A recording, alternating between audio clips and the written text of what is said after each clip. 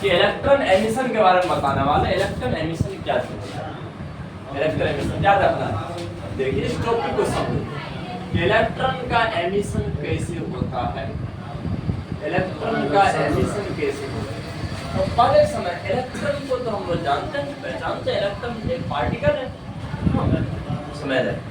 लेकिन emission, emit होना, बाहर निकलना, जानते हो कि जितना भी मेटल होता है, जितना भी मेटल होता है, ये मेटल को क्या कहते हैं हम लोग, सी ऑफ इलेक्ट्रॉन कहते हैं, इलेक्ट्रॉन का समुद्र कहते हैं, कहते हैं कि नहीं। ये मेटल को क्या कहते हैं, इलेक्ट्रॉन का समुद्र कहा जाता है। मतलब बहुत ज्यादा है, बहुत ज्यादा, इसके बारे में हम लोग सोच नहीं सकते, अनुमान नहीं लगा सकते, बहुत ज्यादा है। और हर इलेक्ट्रॉन को जानते हो कि उस इलेक्ट्रॉन के पास नेगेटिव चार्ज है, उसको जो पकड़ कर रखता है वो पॉजिटिव चार्ज रखता है, कौन, पॉजिटिव चार्ज। तो इलेक्ट्रॉन और इस मेटल में जो फ्री इलेक्ट्रॉन होता है बहुत ज्यादा, बहुत ज्यादा।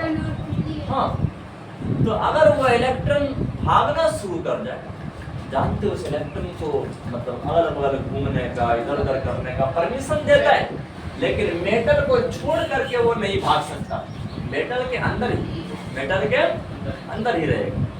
लेकिन जैसे अगर कोई इलेक्ट्रॉन अपने अंदर में प्रयास करता है कि हम इस मेटल को छोड़ करके भागेंगे, छोड़ करके भागेंगे, तो जैसे छोड़ने के कगार पर उस मेटल में पॉजिटिव चार्ज बन जाता है। क्या बन जाता है, पॉजिटिव चार्ज, पॉजिटिव चार्ज बन जाता है।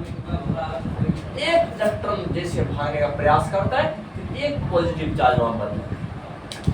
और हमारे चर्चा कूलम्स बताए थे कि अपोजिट चार्ज जो होते हैं अट्रैक्ट ईच अदर, एक दूसरे को खींचते हैं। तो इस इलेक्ट्रॉन जैसे भागने का प्रयास करता है, इस मेटल में जो पॉजिटिव चार्ज बनता है वो खींच करके फिर से इलेक्ट्रॉन को अपने अंदर ही रख देता है, सरफेस से बाहर इलेक्ट्रॉन नहीं निकल सकता। हाँ, लेकिन अगर बोलोगे सर कि वो पॉजिटिव चार्ज जो खींच रहा था, अगर क्या उतना ताकत हम एक्स्ट्रा प्रोवाइड कर दें इलेक्ट्रॉन को ताकि उस पॉजिटिव चार्ज का ताकत कम आ जाए, तो क्या उस केस में इलेक्ट्रॉन बाहर आ सकते हैं? हाँ, आ सकते हैं। याद रखना है, कोई भी इलेक्ट्रॉन अपना मेटल सरफेस को छोड़ने के लिए कुछ मिनिमम एनर्जी की जरूरत होती है, मिनिमम एनर्जी की जरूरत। अगर उस एनर्जी को तुम बाहर के किसी भी सोर्स से प्रोवाइड कर देते हो, तो वो इलेक्ट्रॉन अपने मेटल सरफेस को छोड़कर बाहर निकल जाएगा, बाहर निकल जाएगा। बिल्कुल याद रखना है, उसी मिनिमम एनर्जी को कहते हैं वर्क फंक्शन। क्या कहते हैं? Work function. क्या कहते हैं? Work function. याद रखना है, जो कि हर मतलब डिफरेंट मेटल के लिए अलग अलग होता है। सबसे हाईएस्ट होता है प्लेटिनम, सबसे हाईएस्ट किसका होता है? प्लेटिनम। और सबसे लोएस्ट होता है सीजियम। किसका होता है? सीजियम। 2.14 होता है। आपको बता देते हैं, देख लीजिए। हाँ, बता देते हैं। वर्क फंक्शन एक एक करके सब देखिए। वर्क फंक्शन देखिए, वर्क फंक्शन इसको किससे दिखाते हैं पता है? फाइ नॉट से। किससे? फाइ नॉट से दिखाते हैं। बोलोगे सर वर्क फंक्शन क्या है? याद रखना है, वो मिनिमम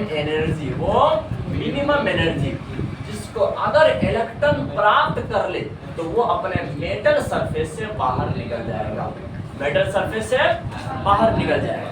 उस मिनिमम एनर्जी को ही क्या कहते हैं? वर्क फंक्शन का। क्या कहते हैं? वर्क फंक्शन कहते हैं। याद रखना है, उसी मिनिमम एनर्जी को हम लोग वर्क फंक्शन कहते हैं। बिल्कुल याद रखना है। देख लीजिए, मिनिमम एनर्जी इसका डेफिनेशन लिख लेते हैं, क्योंकि इस चैप्टर, ये जो चैप्टर लैंग्वेज वाला चैप्टर, इससे आएगा आइंस्टाइन का एक्सपेरिमेंट आएगा, इस तरह से वर्क फंक्शन का डेफिनेशन, थ्रेशोल्ड फ्रीक्वेंसी का डेफिनेशन, ऐसे ये केमिस्ट्री से कुछ मिलता जुलता है चैप्टर है। हाँ, बिल्कुल याद रखना है, मिनिमम एनर्जी तो यहाँ समझना है, minimum energy required by an electron, देख लीजिए, required by an electron to escape from metal surface, to escape from metal surface, metal surface से भागने के। अरे यहाँ ध्यान दो, मेटल सरफेस से भागने के लिए इलेक्ट्रॉन को जो मिनिमम एनर्जी चाहिए, मिनिमम एनर्जी, न्यूनतम ऊर्जा जो चाहिए, उसी मिनिमम एनर्जी को क्या कहते हैं? Work function. क्या कहते हैं? वर्क फंक्शन कहते हैं। याद रखना है, from metal surface is called work function, is called work function. याद रखना है, इसी को कहते हैं वर्क फंक्शन कहते हैं, इसी को वर्क फंक्शन कहते हैं। इसको किससे डिनोट करते हैं? फाइ नॉट से। किससे? फाइ नॉट से इसको डिनोट करते हैं। याद रखना है, इसको फाइ नॉट से डिनोट करते हैं कि ये वर्क फंक्शन एनर्जी है। क्या है? एनर्जी। बहुत बार अगर एग्जाम में आ जाएगा, what is the other unit of work function, बोलोगे वर्क फंक्शन सर, मतलब माथा खोजना शुरू। ऐसा बात नहीं है, एनर्जी का फॉर्म क्या है? एनर्जी। और इसको मेजर क्या है था, किसमें जानते हो? जनरली मेजर क्या है? Electron volt. किसमें? इलेक्ट्रॉन वोल्ट में इसको मेजर किया है। बिल्कुल याद रखना है। देख हम लिख देते हैं इसके नीचे, it is measured in electron volt. क्योंकि इलेक्ट्रॉन वोल्ट हम लोग 11th क्लास के फिजिक्स में पढ़ लिए हैं कि 1 इलेक्ट्रॉन वोल्ट के पास जो एनर्जी रहता है वो कितना रहता है? 1.6 × 10⁻⁻90 जूल होता है। मतलब इलेक्ट्रॉन पर जो चार्ज रहे तो उसी को लेकर सिर्फ जूल लगा दीजिए, हाँ, तो आपका 1 इलेक्ट्रॉन वोल्ट का एनर्जी बन जाएगा। जब बहुत कम एनर्जी है, बहुत कम एनर्जी है कि जनरली इलेक्ट्रॉन लोग भागने के लिए तो जस्ट इसी फॉर्म में एनर्जी की जरूरत पड़ता है। तो सबसे हाईएस्ट जो वर्क फंक्शन होता है वो प्लेटिनम का होता है। किसका होता है? प्लेटिनम का। याद रखना बच्चे, सब एमसीक्यू है। देख लीजिए, हाईएस्ट वर्क फंक्शन जो होता है, मैक्सिमम जो वर्क फंक्शन होता है, याद रखना है, हाईएस्ट वर्क फंक्शन जो होता है, work function is of platinum। इसका होता है तो प्लेटिनम से इलेक्ट्रॉन को भगाना रहे, बहुत ज्यादा क्या कहते हैं? एक्सटर्नल एनर्जी की जरूरत पड़ती है। हाँ, याद रखना है, इसका वर्क फंक्शन का वैल्यू होता है 5.65 इलेक्ट्रॉन वोल्ट। कितना होता है? 5.65 इलेक्ट्रॉन वोल्ट। लेकिन सबसे लोएस्ट जो होता है, सबसे लोएस्ट वो सीजियम का होता है। कितना होता है? सीजियम 2.14। समझ रहा है? देख लीजिए, सबसे लोएस्ट जो वर्क फंक्शन होता है, लोएस्ट वर्क फंक्शन याद रखना है, लोएस्ट वर्क फंक्शन जो होता है, लोएस्ट वर्क फंक्शन जो होता है इज ऑफ सीजियम। किसका होता है? सीजियम का होता है। इसका वैल्यू 2.14 इलेक्ट्रॉन वोल्ट होता है। 2.14 इलेक्ट्रॉन वोल्ट होता है। बिल्कुल याद रखना हर बात में। कितना होता है? 2.14 इलेक्ट्रॉन वोल्ट। तो ये मिनिमम एनर्जी है, मिनिमम एनर्जी। कोई भी इलेक्ट्रॉन अगर मेटल में है उसको बाहर निकलने की मिनिमम एनर्जी। इससे ज्यादा तुम्हारे आइंस्टाइन जब बात बताए थे, अगर तुम्हारा एनर्जी वर्क फंक्शन से ज्यादा रहा तो जितना ज्यादा रहेगा वो एनर्जी इलेक्ट्रॉन के काइनेटिक एनर्जी में बदलते हैं। किसमें?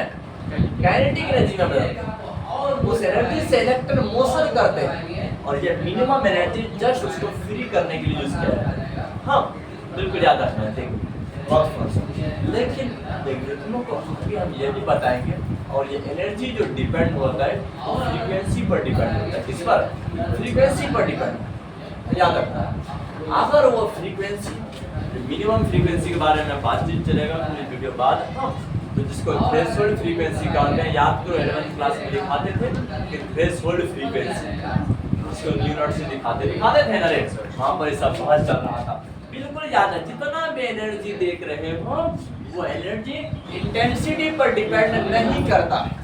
ये बात साफ सुथरा लिखा हुआ है कि एनर्जी ऑफ इलेक्ट्रॉन या तो energy of radiation independent on intensity of radiation, मतलब इंटेंसिटी पर डिपेंड नहीं करता, ये एनर्जी फ्रीक्वेंसी पर डिपेंड करता है। आप याद करो हमारे प्लैंक से क्या बात बताए थे, E बराबर h न्यू दिए थे कि किसी भी लाइट का पार्टिकल या फिर किसी रेडिएशन के पार्टिकल के पास एनर्जी कितना होता है। इसको आइंस्टाइन ने कहा दिया कि यही होता है फोटोन के पास एनर्जी, कितना होता है फोटोन के पास एनर्जी, याद रखना है। देख लीजिए, अब बताते हैं एनर्जी जो डिपेंड्स करता है, energy depends on frequency of radiation. किस पर डिपेंड करते हैं?